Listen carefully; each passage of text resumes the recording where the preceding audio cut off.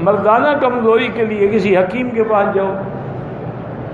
پہلے میں نے ایک آدمی کو بتایا تھا، وہ مجھے ابھی تک بیچارہ خط لکھتا ہے، پریشان کرتا ہے. وہ مجھے ملا بیچارہ، اللہ عالم 4-5 سال پہلے کی بات ہے. وہ کہنے لگا کہ جی میرے ایسے حالات ہیں، اب میں کیا کروں، مجھے خطرہ ہے میری بیوی کہیں گناہ نہ کرے. میں بھی اس کی باتوں میں آ گیا.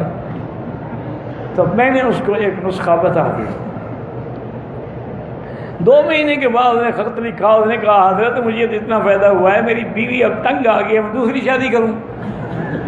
میں کیا کروں؟ میں نے کہا اس بیوی کو بھی وہی دوا کھلا دو، انشاءاللہ پھر تم بھی تنگ آ جاؤ گے. تو بیٹے اللہ کو پتہ، میرے دماغ میں سب کوئی نسخہ تھا، کسی حکیم نے بتایا ہوگا. ہمارے پاس تو ہر قسم کے لوگ آتے ہیں نا. اب یہ تھوڑا ہے کہ ہم حکیم ہیں یا جانتے ہیں. بہرحال یہ ہے کہ بزرگوں نے یہی لکھا ہے کہ گناہوں کو چھوڑ. یہ کمزوری جو ہے نا تمہیں، اس کا سبب گناہ ہے.